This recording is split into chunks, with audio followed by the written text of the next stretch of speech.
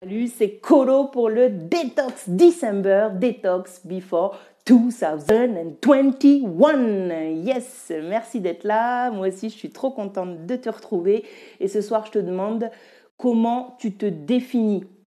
En gros, tu arrives à une réunion, tu arrives dans un cercle de parole, tu arrives dans un groupe, à une soirée, et tu as un petit temps où tu peux te présenter.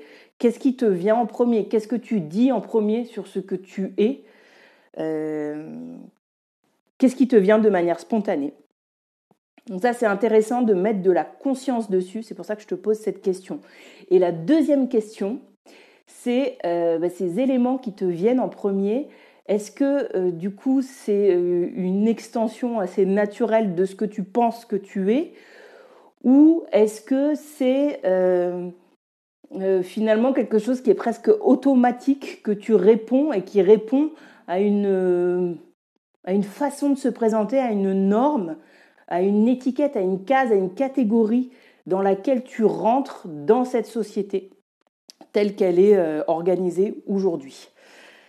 Et l'élément encore plus pernicieux parfois, c'est de savoir est-ce que la catégorie dans laquelle tu te mets, enfin en tout cas ces éléments qui viennent en premier, est-ce qu'ils ne sont pas issus d'une définition que tu as renvoyée l'extérieur, et à force d'avoir reçu cette définition par l'extérieur, elle devient tienne, et du coup tu t'auto-définis par cette définition qu'on t'a renvoyée, et qui finalement, si tu te connectes à toi-même, seul avec toi-même, ce n'est pas du tout ce que tu ressens que tu es, ou alors c'est très limitatif, et c'est pas du tout par ce biais que tu as envie de te présenter.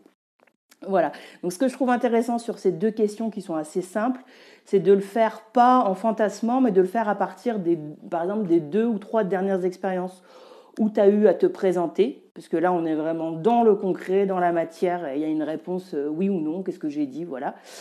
Ça c'est intéressant.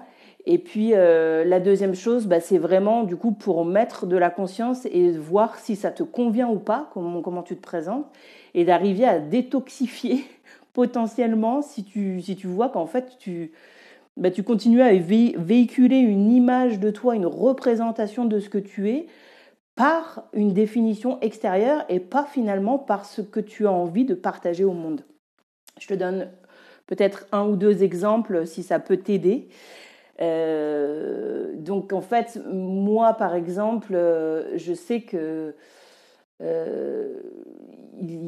par exemple sur cette question de la définition de l'extérieur qui a fini par être ma propre définition, on m'a beaucoup renvoyé des choses du type mais toi t'es hypersensible, la sensibilité c'est bien, mais bon voilà, il faut savoir la gérer, donc t'es hypersensible.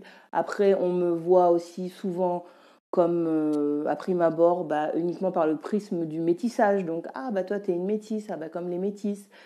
On peut aussi me voir, ça c'était l'objet d'une autre vidéo que j'avais fait sur mon côté extraverti, ou le côté toi t'es forte, c'est pas pareil, etc.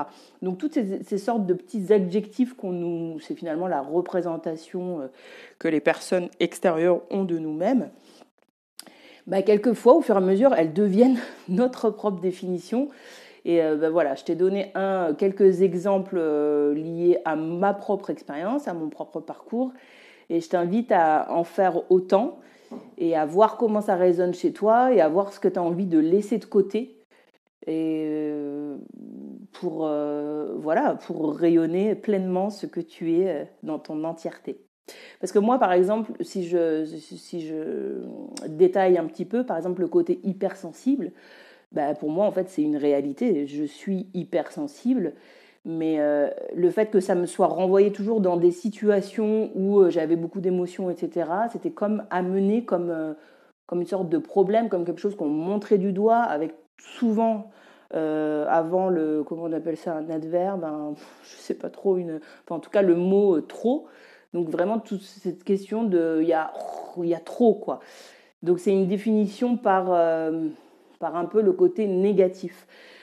Alors qu'aujourd'hui, moi, je reconnais que je suis hypersensible, mais c'est pas ça qui va définir ce que je suis. Parce que le danger là-dedans, si ça devient ma première référence pour moi-même, je peux aussi avoir une sorte de mouvement de me réfugier derrière cette dénomination pour dire ah bah pour moi c'est trop compliqué à gérer parce que je suis hypersensible, parce que moi ah bah moi c'est compliqué parce que je suis métisse donc c'est plus compliqué que pour les autres, etc. Il y a une sorte de phénomène comme ça dans lequel on peut rentrer quand on a reçu l'étiquette par le côté négatif. Elle peut aussi après nous servir à se mettre en retrait des autres, en retrait du monde et avoir un peu le monde comme un agresseur. Et du coup, pour reprendre du pouvoir sur notre vie, sur ce qu'on est, sur ce qu'on a envie de rayonner, c'est intéressant déjà de se poser la question et de mettre de la conscience sur comment on se définit et surtout qu'est-ce qu'on a envie de mettre en avant en premier et qui nous parle le plus que ce que les autres voient de nous. Voilà, et en tout cas, ce qui me fera trop plaisir, c'est que tu me partages en commentaire ou en MP. D'ailleurs, merci beaucoup pour tous les messages en message privé que je reçois. Je suis vraiment touchée. Je suis ravie que ce Detox December vous serve à vous aussi. C'était vraiment l'objet. Qu'on avance ensemble. Donc, continuez à partager. N'hésitez pas à partager cette vidéo si elle vous parle. Et sachez que j'ai du coup une chaîne YouTube où je poste aussi ces vidéos. Donc, si vous voulez plutôt suivre sur YouTube et être notifié de la nouvelle vidéo, n'hésitez pas à vous abonner. La chaîne, c'est Love from Colo. Ciao, à demain!